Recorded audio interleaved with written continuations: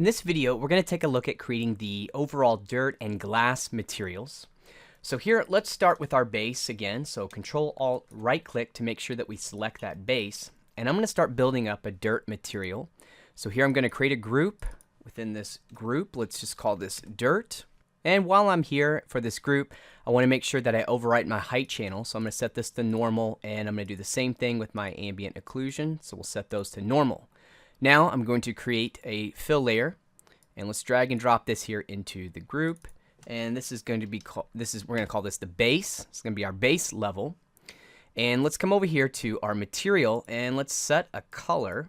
So let's see here. I'm going to try something like kind of a darker value, something maybe a little bit more like this. All right. Next, we're going to set just a rough value. We're just going to make this pretty rough, 0.94 or so. And we're going to make sure the metallic is set to 0 in this case. And now we're just going to come into here and we're going to mask this layer. So I'm going to right click and choose to add a black mask.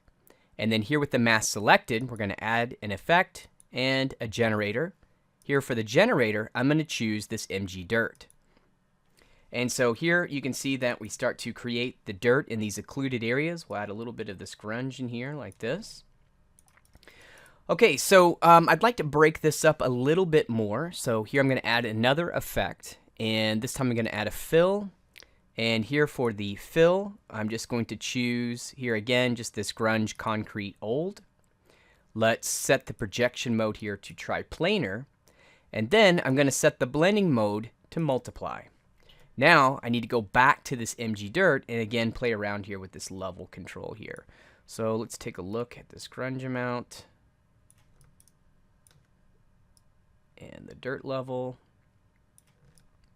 Let's go back here to this grunge concrete that I had, and I might drop that opacity a little bit. So here we go. Let's drop that down, and then I'm going to come back again to that MG Dirt and then play around with these values. Actually, I think I'm going to increase the dirt contrast as well. So let's do something like this, and the grunge amount. Okay. All right, so that's going to get me where I need to go. And so here we've just added like this layer or this base level of dirt. So now what I would like to do is add another layer on top of that, which is going to fall mainly on all of the upward facing surfaces. So here, what I'm going to do is just right click and duplicate this layer. Let's delete this grunge fill layer, and let's go back here to this MG Dirt. Now here, I'm going to change the generator. So we'll click the generator button, and let's choose this MG Mask Editor. So now we're going to come over here, and we're just going to turn off the curvature, and this time we're going to use our position gradient. So let's set our position gradient here. Now let's expose the position gradient controls, and I'm looking here at this top to bottom control. So here, what I'm going to do is just increase the contrast. I'm just going to keep playing with this till I get what I need here. So top to bottom, let's take a look at the balance. So here you can see that a lot of the dirt here, it's collecting in this occluded area and upward facing kind of slope surface, and then it's just going to fall off here. So again, I'm just playing around till I get what I need. Let's increase our contrast, and then here we have our top to bottom. So let's do something more like that here. Okay, so now that I have kind of this uniform value that's being created here using this position gradient, I'm going to come over here to my image inputs and add a texture. And here in this case, I'm just going to keep going back to this grunge map just to be kind of quick about it. So we're going to use grunge concrete old again. And we'll come up here and we're going to enable the texture. And then we're going to expand the texture controls. And this time we're going to set the blending mode to multiply to break up that position gradient. Now once we do that, actually while we're here, let's set that to triplanar.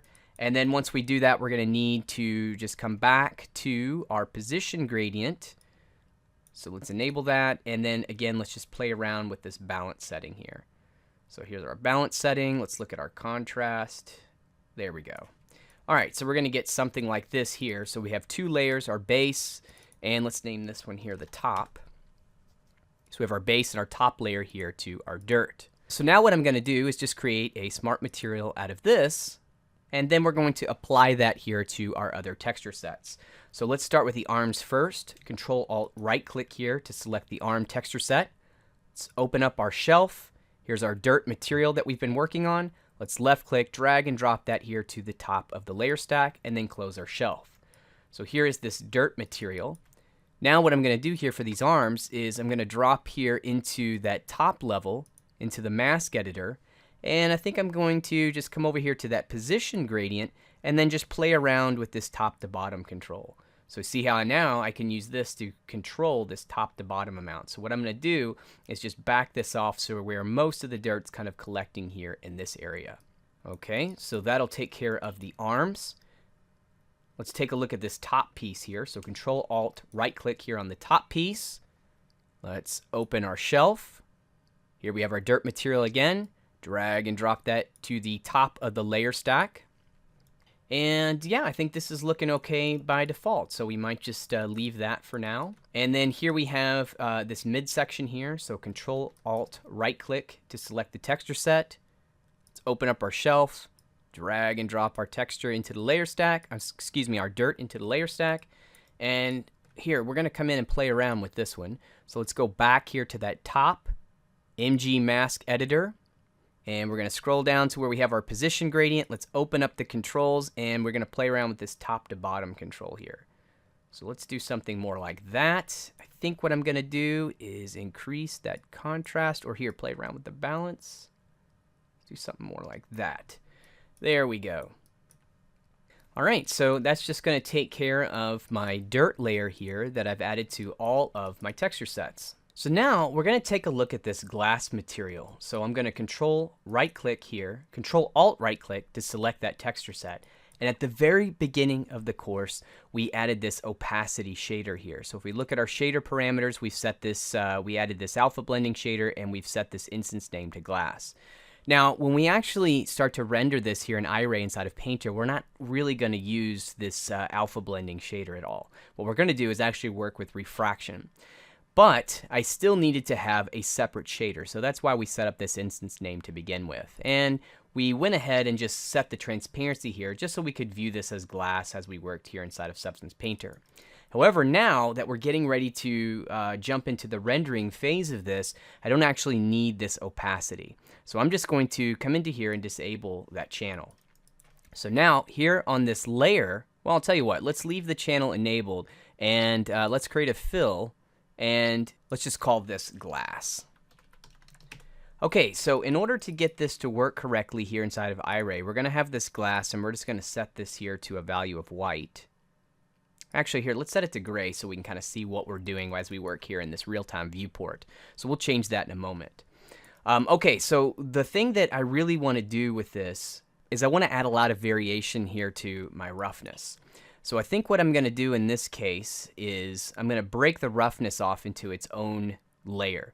So let's set this here to be our color, and let's turn off all of these guys here. Actually, let's leave opacity on so we can overwrite that opacity channel here at the bottom. And let's create another fill on top of this guy, and we're going to call this one roughness. So here we're going to have this roughness value, and then what we're going to do is I'm going to right click, add a black mask into here, add an effect and a fill, and let's just start adding a couple grunge maps in here to vary this roughness. So here we're going to come in and all right, we were already doing a search for grunge. Here, let's do grunge rough, and let's see here. I'm going to use either this rough dirty map. Yeah, let's do this one. All right, so I'm going to apply this map here. Let's hit the C key to drop into here to our roughness. Now you'll notice here that we're starting to have some transparent values to this. So let's go back here to this glass, and I'm going to enable this roughness channel. And here, let's just set this to like a mid value. We'll come in and we'll set this to be a value of like say 0.5. So we have this base, and then on top of that we have this new layer which is going to represent our actual rough here. So we'll hit M on the keyboard to go back to our material mode. Now, as we look at this, it's almost looking like a frosted glass at this time, but the point is we can start to see this rough information here. Now, what I'm going to do is, let's see, let's come over here with this grunge rough dirty fill. Let's take a look at its balance.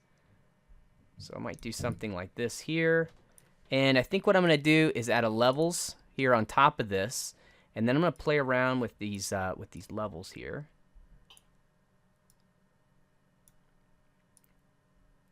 Just increase that contrast a little bit like that. Okay. Now, the next thing I'm going to do is add another fill on top of this guy. And let's look through a couple of these grunge maps and see what we can find. So we'll come down. There's some interesting ones here, like these stains and things like this. So you know what? I think I'm going to grab one of these guys. So let's do this Grunge Stains Small Hollow. So we'll use this guy. So here's what this one looks like. There's some good stuff in here. Some nice effects. So we want to combine this with everything that we're doing. So let's just set the blending mode to this to be max lighten. And so here we're getting just a little bit more control.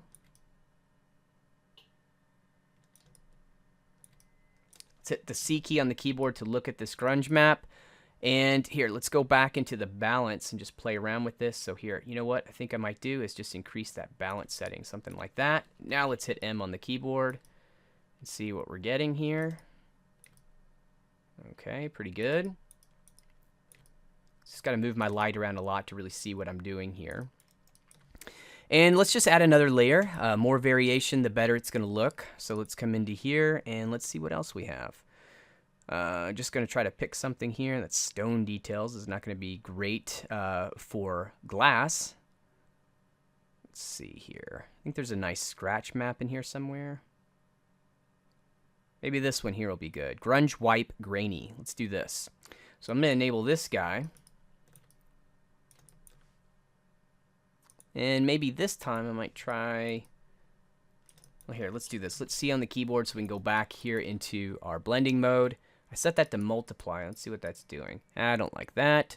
Let's set it to max lighten. And let's play around here with balance and our contrast. Not sure I really like this, so here, let me see if I can find another one. Yeah, this one looks good here. Let's try this Grunge Leaks. Okay, so I don't really like the way this one is rotated. So here we can come over here to the UV rotation. Let's try rotating this guy. And adjust our offset. There we go. And again, just playing around with the rotation. Let's do that. Okay. And again, just kind of playing around with the offsets. Okay, let's do something like maybe this here. And we have that set to max lighten as well. So here, let's hit M on the keyboard and see what we get. Let's go back into our roughness here, and maybe let's try setting this to multiply. Okay, so now I'm going to hit M on the keyboard to go back into my material. And now I think we're getting a pretty good roughness map that we're going to use here for this glass.